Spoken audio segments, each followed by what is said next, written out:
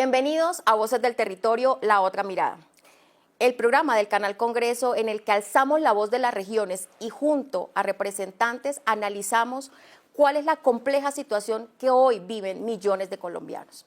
Me siento muy honrada de tener hoy a este gran invitado, el representante por el Cauca, Óscar Campo, representante de Cambio Radical, miembro de la Comisión Primera, amplia trayectoria en el sector público, fue gobernador del Cauca en el periodo 2016-2019 y hoy nos acompaña en la Cámara de Representantes. Bienvenido, Óscar.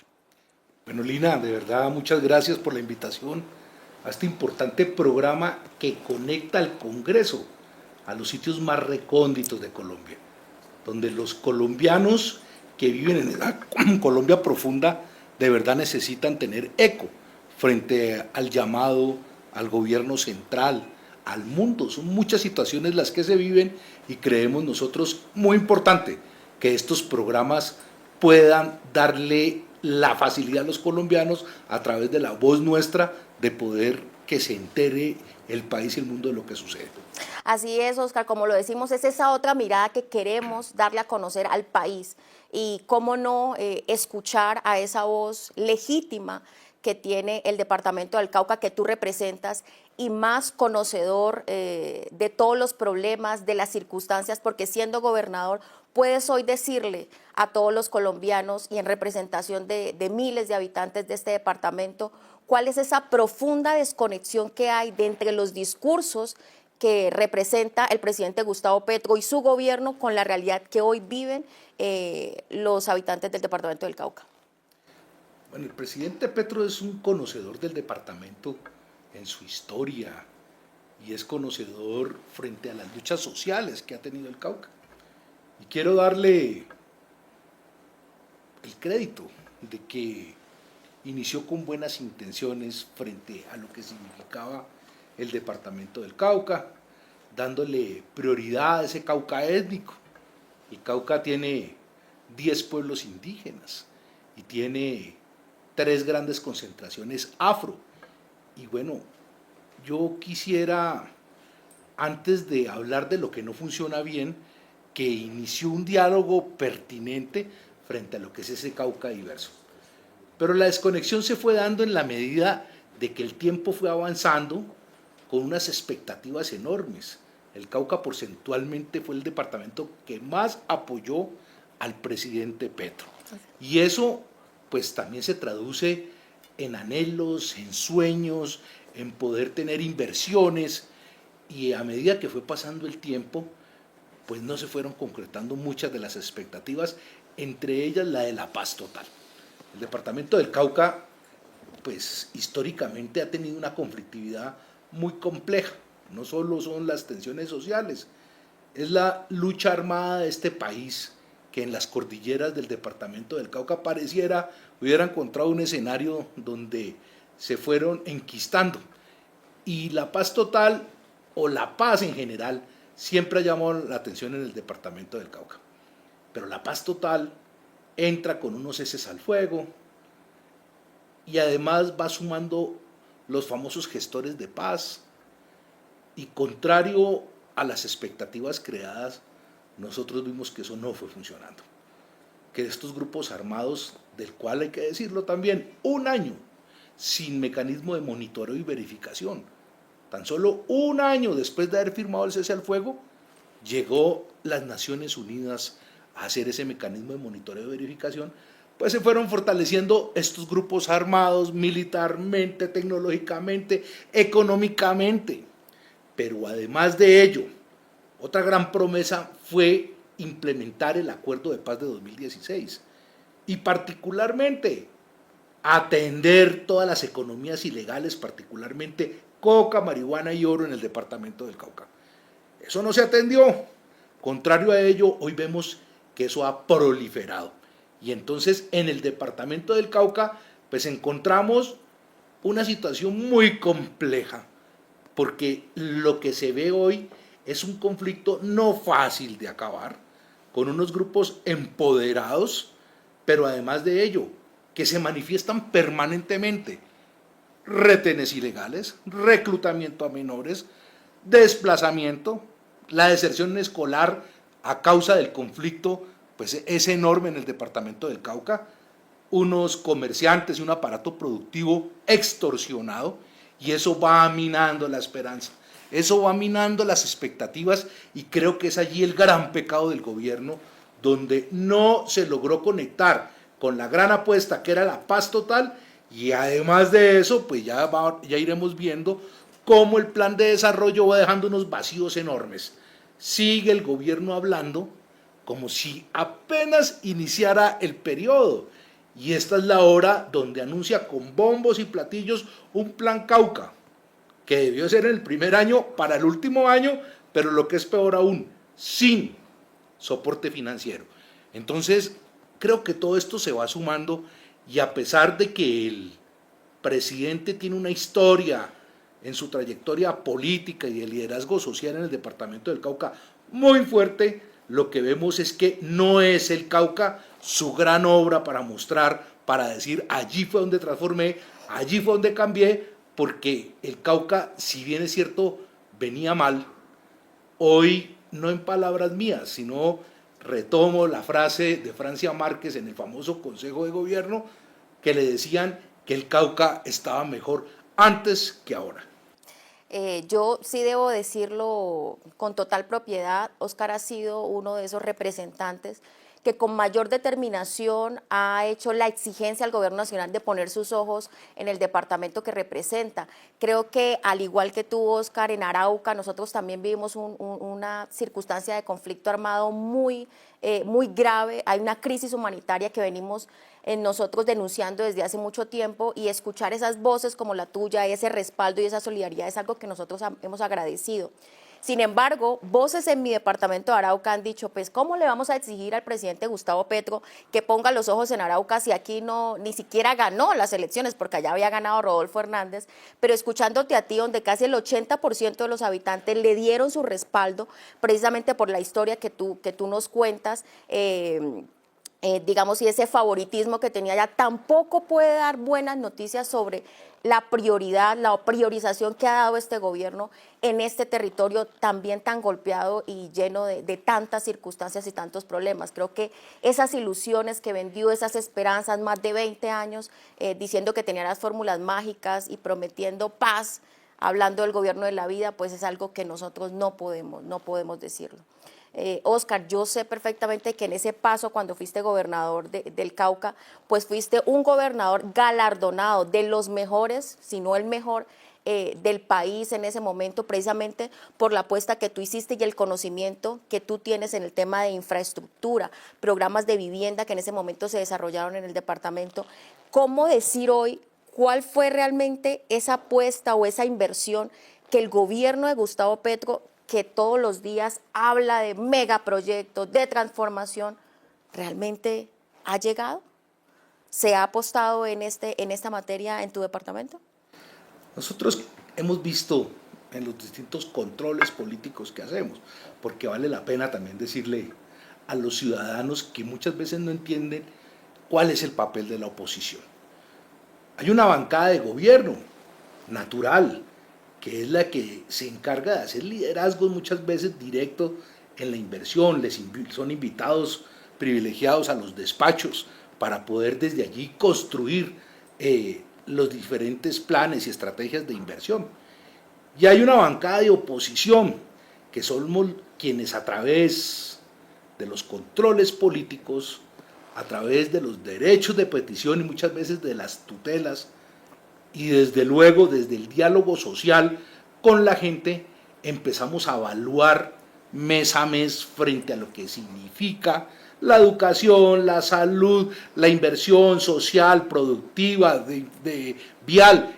Eso lo hacemos constantemente. Y encontramos un fenómeno, que este gobierno, gran parte de la inversión la está metiendo en la contratación de prestaciones de servicio.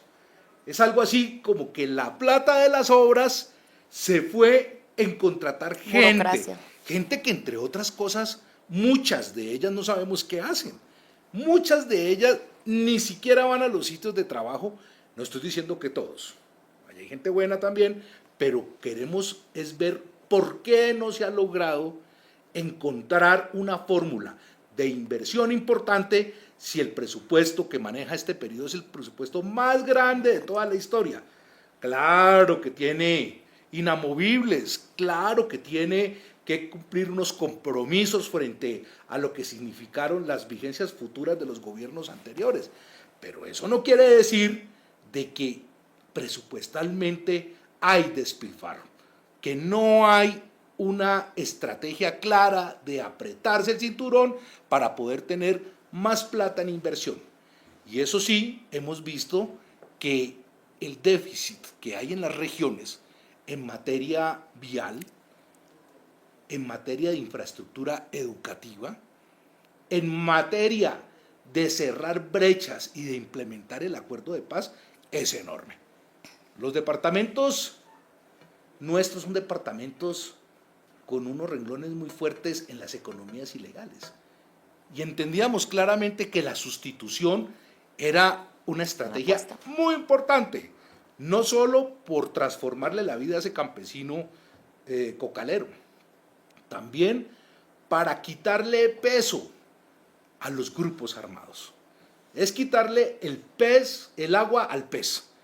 Pero contrario a ello, lo que vimos fue que el presupuesto se fue volviendo humo y que en las asignaciones que se habían dejado en los primeros años, pues simplemente no las ejecutaron y para los subsiguientes ya no se les estaba asignando los presupuestos.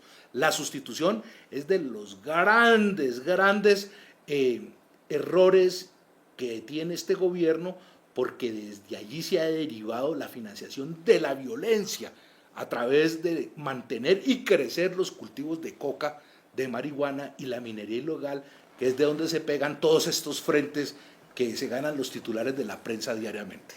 Creo que siempre lo ha dicho Gustavo Petro, lo han dicho sus ministros, el tema de inversión social, cómo darle otras oportunidades, otras alternativas, pero en últimas todo lo que anuncian y todo lo que dicen siempre termina siendo, quedando en el discurso, un discurso vacío que solo busca instrumentalizar o echarle las culpas a otros, a la oposición, justificar su inacción, la precariedad de lo que ha significado este gobierno, al punto que efectivamente lo que esperábamos nosotros que fueran las soluciones, pues terminaron en absolutamente nada. Y esas inversiones, esos proyectos de transformación, pues no se dieron, y eso hay que decirlo.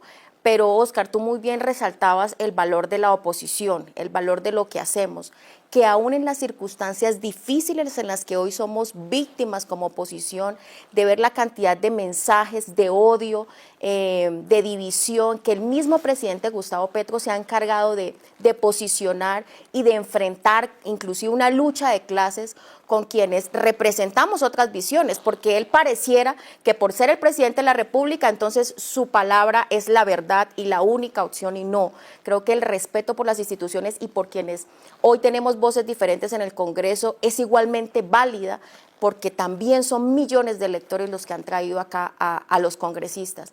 Entonces, Óscar, ha sido tu labor desde la oposición una labor responsable, respetuosa y por supuesto apegada a eso que conoces desde el territorio.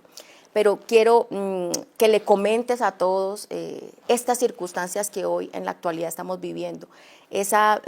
Digamos, cómo desde los mismos territorios hoy ni siquiera tenemos las garantías para poder ejercer nuestro trabajo. Y esa labor de oposición que hoy tenemos está totalmente vulnerada y nos ha llevado hoy a tener que atender muchos peligros precisamente por esas circunstancias difíciles que vivimos en nuestros territorios. Permíteme, Lina, hacer una reflexión.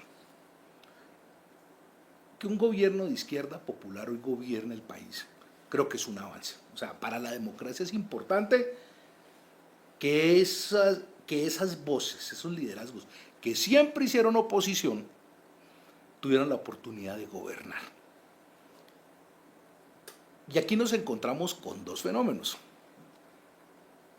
Que quienes empezaron a gobernar siguieron haciéndose oposición porque en lugar de generar liderazgo tenían diatribas contra el establecimiento público, pero se olvidaron que quienes dominaban y manejaban el establecimiento público pues eran ellos mismos.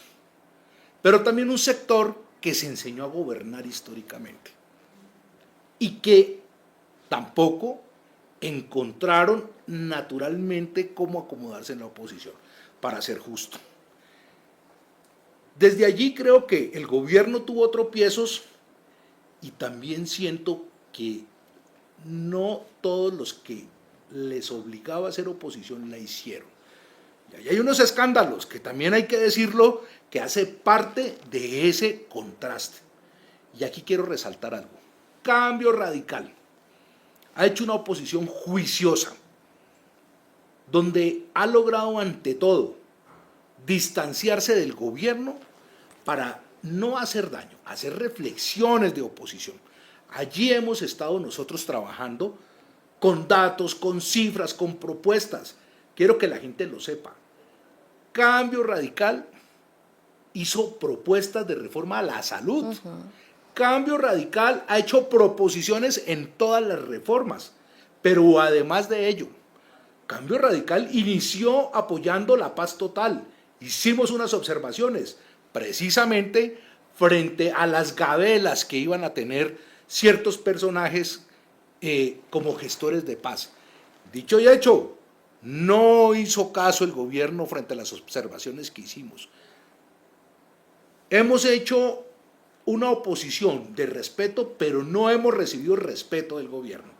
Y hemos recibido voces muy fuertes del gobierno que no acepta que le digamos que las reformas son necesarias, pero que las que plantea de la manera como las plantea no obedecen tampoco a la realidad de la necesidad del pueblo colombiano. Hoy después de haberlo advertido, vemos cómo hay una crisis en la salud, cómo a los colombianos les toca hacer unas filas enormes para poder recibir sus medicamentos y unas filas enormes para no recibir las remisiones de intervención.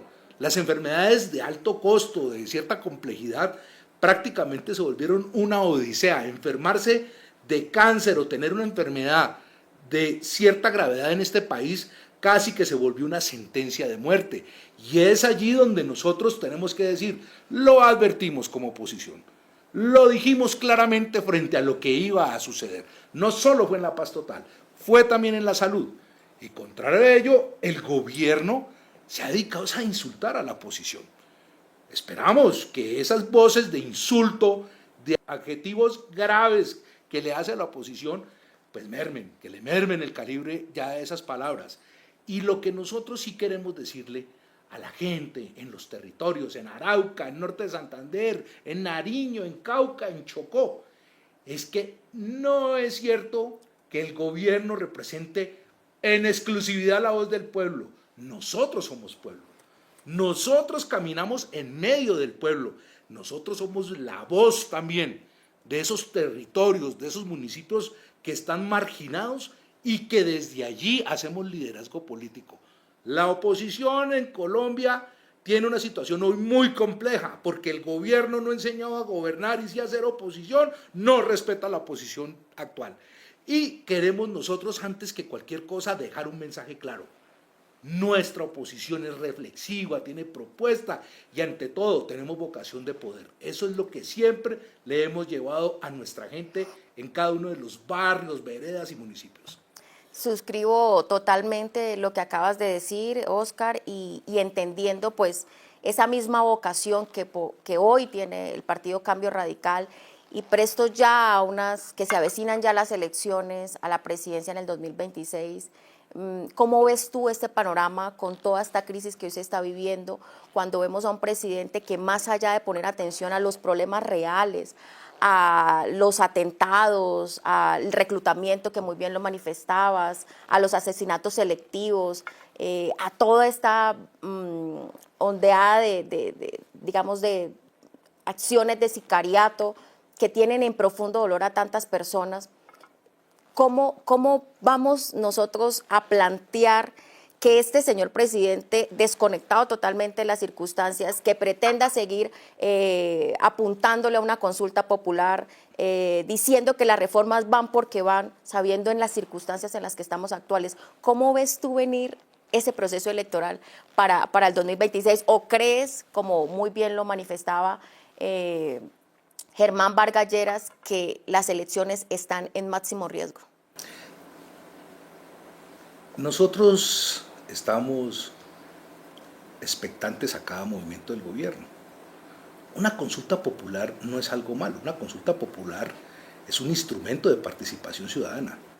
Lo malo es que salga debajo de la manga como una acción retadora al Congreso, violando totalmente la independencia de los poderes cuando el Congreso se manifiesta y dice que no. Complicado es cuando a las altas cortes se les ultraja o cuando se desacredita a los entes de control cuando van en vía contraria al gobierno.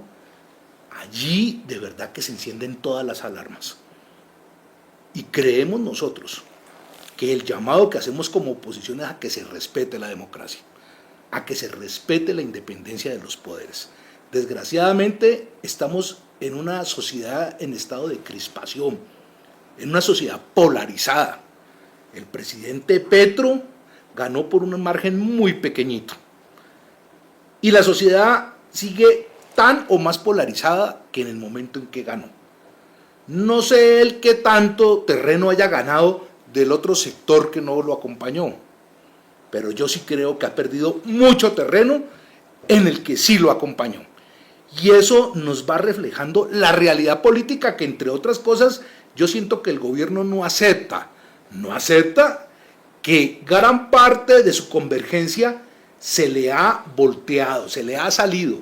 No acepta que cada ministro que fue saliendo, Cecilia López, Ocampo, Alejandro Gaviria, 40. y qué tal las cartas ahorita de Leiva, salen automáticamente a la oposición, a ejercer oposición. Eso deja mucho que decir, porque es que frente a lo que significa el gobierno, entendemos que no ha avanzado mucho frente a lo que ellos quisieran. Y creemos que ante todo tenemos que pensar en Colombia, en la democracia, en las brechas sociales, cómo cerrarlas, en toda esa población desatendida por estar haciendo pulsos ideológicos contrario a poder generar transformaciones reales, que es lo que Colombia exige, pide y necesita. Oscar, ¿tú crees que si el gobierno se empeña en sí o sí hacer esa consulta popular, sí o sí pasar por encima del Congreso, de la decisión que tomó el Senado, por encima inclusive de las Cortes, que es debidamente el Consejo de Estado quien tiene que dirimir esa situación actual, hay una ruptura institucional? Bueno, yo creo que sí, pero confío en las Cortes mucho. Las Cortes, que entre otras cosas, además del Consejo de Estado, también se puede pronunciar la Corte Constitucional, pues hemos visto fortaleza en ellas, y yo no creo que la Corte Constitucional la maneje el gobierno como muchas voces así lo quieren mostrar. Lo que nosotros sí entendemos es de que el gobierno hace sus pataletas, hace sus berrinches, hace acciones con cierto despropósito, pero aquí todavía existe una institucionalidad en este país. Esto no es una república bananera, esto es un país con historia, con luchas propias, que ha avanzado, que ha construido, con problemas, con dificultades, con historias de dolor enormes que ha tenido este país, pero este país tampoco es tan endeble como muchos creen. Ahí están las Cortes, ahí está un Congreso que también se ha hecho sentir, y creo que desde allí eso es garantía para que los colombianos puedan esperar unas próximas elecciones sin que nadie le meta la mano y que puedan tener transparencia absoluta para decir que la democracia se sigue garantizando. Oscar, pues para mí el gobierno de Gustavo Petro realmente ya es como un accidente que hubo en la historia. Creo que ya todos esperamos que cese la horrible noche, pero desde esa oposición reflexiva, constructiva, siempre dispuesta al consenso, al debate respetuoso con el gobierno nacional. Ya estamos a menos de un año para que se den esas elecciones. ¿Cuáles son esas consideraciones, esas sugerencias que tú le das al gobierno de Gustavo Petro hoy? Yo he sido muy respetuoso, en particular con el presidente. Yo sí creo mucho que se debe ser muy fuerte con los problemas, pero suave con las personas. Y además tengo que reconocerle a Petro que simboliza esperanza para mucha gente, a pesar de su nefasto gobierno y de sus nefastas propuestas. Pero creo que hay que darle mensajes también. Y el mensaje es que él fue representante a la Cámara, él fue senador en varias ocasiones, fue candidato a la presidencia y es presidente de Colombia, se me olvidaba, fue alcalde de Bogotá, porque la democracia de este país se lo permitió. Que respete esa democracia, porque esa democracia hoy podemos decir le ha permitido a todos los sectores de este país gobernar, todos sin excepción. Y es la democracia la que nos permite mantener un camino digno como ciudadanos para seguir creciendo como sociedad. Ese es el mensaje que damos y creemos que en buena manera hay una disposición de las entidades, de las distintas ramas del poder para que hagamos sinergia y que el presidente no se le pase ideas absurdas por su cabeza. Bueno, Oscar, de verdad que agradecemos mucho este espacio, cada una de tus comentarios, de tus opiniones, sobre todo esa realidad que representas aquí en la Cámara de Representantes.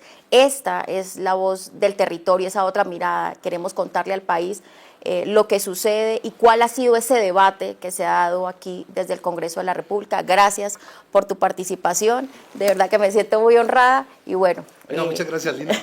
Y a todo el equipo de trabajo, de verdad que los felicito porque pueda los territorios expresarse a través de sus parlamentarios y estamos seguros de que el eco de estos programas tienen resonancia en las entidades, en los ministerios, porque no le estamos hablando a sordos, le estamos hablando a funcionarios que tienen obligaciones y que tienen órganos de control encima de ellos.